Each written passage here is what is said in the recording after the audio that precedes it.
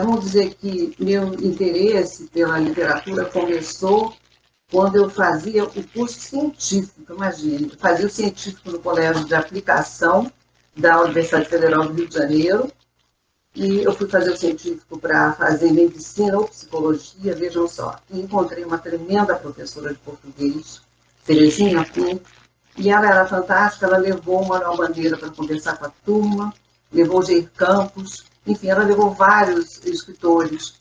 E também eu tive uma professora de espanhol na época, né, nesse científico, que nos apresentou Garcia Lorca, eu me apaixonei pelo Lorca. Então a literatura foi muito forte para mim.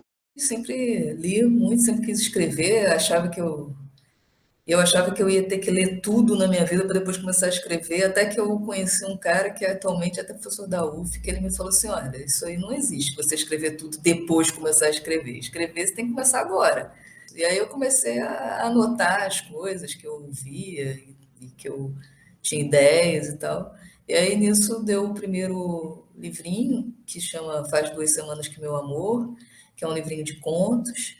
Eu não tenho formação acadêmica, eu fiz várias oficinas, como fiz ateliês de artes plásticas também, nunca fiz belas artes. E o grande desafio era conseguir escrever contos. Eu lia muitos contos e eu adoraria escrever, mas eu acho que eu não consegui responder muito essa expectativa na Texto Território. E no final, vocês descobriram a poesia, minha poesia, e fizeram 2 livros meus de poesia. E foi muito significativo para mim, porque essas poesias eu guardava desde o colégio de aplicação, desde meus cursos científicos.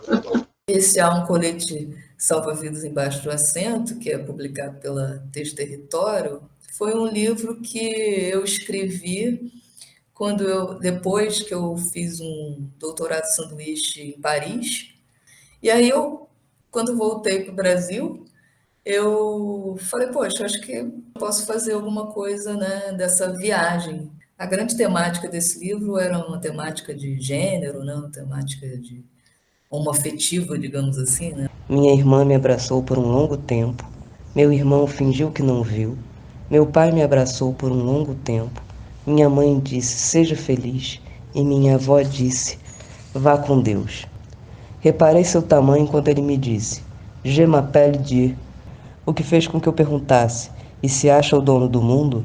Eu tive uma trajetória, vamos dizer, em artes plásticas, que tem toda uma conexão, tem toda uma interface com a literatura. Comecei a fazer fotografia, eu fiz cursos de fotografia, acabei ganhando até uma bolsa de estudos, fiquei 1 ano fazendo fotografia e impressão na Inglaterra. Eu fiz um trabalho durante uns 10, 15 anos como artista plástica, e aí acabei fazendo os cadernos, os livros de artista, né? E eram reflexões sobre as artes plásticas. Eu fiz 10 cadernos e esse meu trabalho foi o que ficou realmente, está nos acervos aí. E o que eu acho interessante é que, de certa maneira, eu questionava fronteiras. Eu discutia muito figura e fundo, que eu tenho desenhos em que eu questiono a figura e fundo, e eu questionava conteúdo e continente. Eu trabalhei muito com a imagem do chassi e da tela. Já na UFJF eu conheci o pessoal, na época eram três, né, que eram da Edições Macondo, era o Otávio, a Fernanda e a Annelise. E aí a Annelise me perguntou se eu tinha alguma coisa escrita para eles publicarem e tal. E aí eu tinha acabado de escrever uma coisa que era também os 3 poeminhas, e aí eu mandei para eles concordaram, e aí eles editaram uma plaquetezinha, que é o tríptico. Eu acho que tudo tem a ver com fronteiras, com romper limites, com questionar coisas, né? E, e eu acho que aí eu fui para a literatura também em algo, um pensamento muito parente desse, né? Eu fico pensando se quem não se interessa, né, por literatura vai acabar se interessa também por outras artes. Nessas fronteiras ficam muito, acho que embaçadas, né?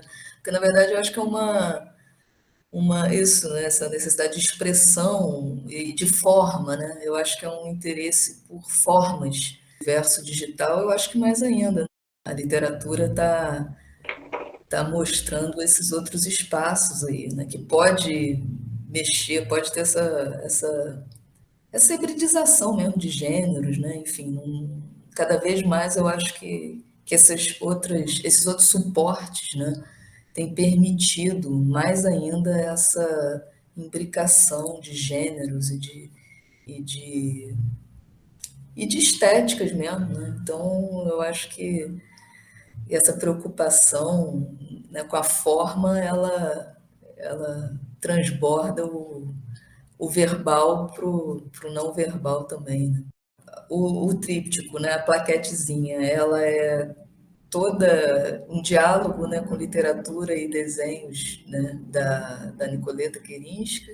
A capa do livrinho, né, do Texto Território foi feito pela Letícia Bertanha, né? E o primeiro livro também, esse livrinho de contos, também eu me preocupei com a capa. Eu pedi para o Marcos Martins, ele é um artista incrível, né? Ele já tinha feito a capa daquele disco da Marisa Monte. Eu acho que o livro ele tem 3 dimensões ali, né? Não é só a linguagem verbal ali, né? Então sempre tive essa preocupação. As capas, assim, sempre eu busco amigos que são artistas para me ajudarem no visual do livro. No Moldura da Pele, foi o Amador Pérez, que é um irmão, e ficou muito bonita, eu acho, a capa, ficou muito interessante. Transfronteiras, eu usei uma foto que eu fiz na Inglaterra na década de 70, e que é aquela cerca. Ponto de oficina, eu pedi ajuda a um primo meu, que é fotógrafo, ele fez a foto para mim na minha oficina de cerâmica. O da bailarina Sapatilha no Descampado foi Humberto França, também é outro grande amigo meu, ele fez toda a parte interna também do livro, né, em cores, e ficou bonito a beça aquilo. Estava muito impressionada com a questão da imigração, de 2019.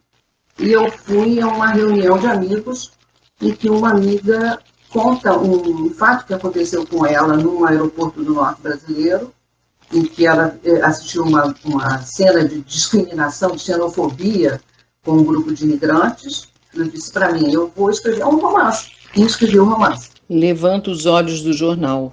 Algumas crianças brincam com uma bola de pano encardida, junto a um grupo de adultos. São pessoas magras, abatidas, falam espanhol e se vestem com simplicidade. Uma senhora de saia preta justa e blusa verde reclama alto. Esses aí estão entupindo a cidade. Aqui não é a casa deles. Eu acho que a gente tem diante de nós um tremendo desafio. Nós estamos dominados por um mercado, por uma ideologia, não é só eurocêntrica, é norte-americana cêntrica, né? Enfim, em tudo, né? E por relações brutais, pela violência, por essa coisa toda. O primeiro ato, Cachorro em Cena, né, foi um livro publicado também pelo Texto Território, um livro coletivo. A gente juntou, né, tentando dar uma continuidade, né, porque foi interessante isso quando a gente juntou tudo, né, ver que tinha assim, um diálogo mesmo, né? Tinha um poema que a Márcia falava e aí o Luiz Fernando falava uma coisa parecida, enfim, a gente fez uma montagem assim, tentando ser orgânico, assim, né? E nesse livro eu já tento furar um pouco essa fronteira, né, de linguagens, né? Então tem algumas fotografias, que também é outra coisa, né, que sempre me interessei, né, fotografia. Nasceu de um experimento, assim, né, de que eu tentava tirar uma fotografia por dia e pegava de uma manchete do jornal e fazia esse ruído ali, né, de uma manchete com uma fotografia que não necessariamente casava aquela legenda com aquela fotografia, né? Mas foi um começo, né, de causar enfim, de fazer de explodir um pouco, né, essa fronteira de verbal e imagético, né, enfim, fazer essa multissemiose aí, né, de texto e imagem e tal. Eu sabia, obviamente, né, que os cursinhos ensinam uma forma para os alunos escreverem, isso eu sabia. Eu só não sabia o tamanho da forma. Alunos meus me mostraram como tem uma página na internet que já tem assim, já tem coisa assim só para você completar, né? E esse completar é uma coisa assim, pense num filme, não sei o quê, que você relacione com o tema. Aí começa o segundo parágrafo, aí também tem um espaço que é para você criticar, não sei, já é uma forma mesmo, né? Eu não tinha ideia de que era uma forma mesmo. São essas gerações que a gente vai ter que convencer o cara a falar assim, olha, a escrita ela não é essa forma toda que você está achando, né? Claro que tem regras, óbvio que tem regras, né? Mas essas regras não precisam ser tão rígidas assim, né? Texto, você tem que muito pouco, né? Não tem que ser um parágrafo, pode ser um parágrafo, mas pode ser um livro escrito introdução, né? Assim, não precisa ser não tem que ser um parágrafo, né? Há vários povos indígenas na América, inclusive na América Central, como é o caso dos macuxis, eles vêm, e da Venezuela também, eles vêm, atravessam e vão e se instalaram naquela terra indígena Raposa Serra do Sol, né? Ali existem 5 etnias, né? E também os varal que vem lá no delta do Oiapoque, esses me inspiraram. Eu fui pesquisar sobre eles, eles constituem 68% da população indígena que migrou para o Brasil. Ele está no norte do Brasil, no Amazonas, no Pará, em Roraima, e no Nordeste inteiro. Estão numa terra que é cobiçadíssima, porque é uma terra que tem ouro, diamante, ametista, metais super valiosos como nióbio, estratégicos, né? E outros, zinco, cobre, um monte de coisa. Então, a terra deles realmente está sendo invadida pelo garimpo, pelos madeireiros, né? Tem rio desviado para se tirar, eu vi filme para se tirar o metal, né? O meio ambiente está muitíssimo caro. Um livro que me influenciou recentemente foi o livro Antifa, né? Ele fala liberdade de expressão é um conceito liberal que não funciona, assim. Liberdade de expressão para ser homofóbico, para ser misógino, não é liberdade de expressão, não passarás, não pode falar, né?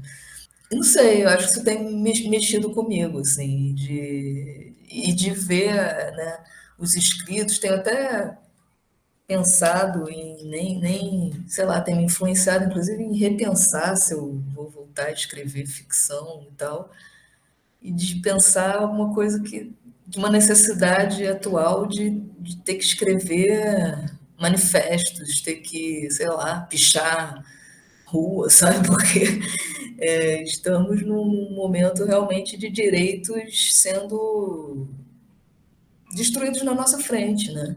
Ao mesmo tempo que a gente tem uma caretice de a família ser uma só e ao pilar, né? Que é um discurso que vem desde Mussolini, né? A família, a célula, né? A família, a pátria, Deus, né?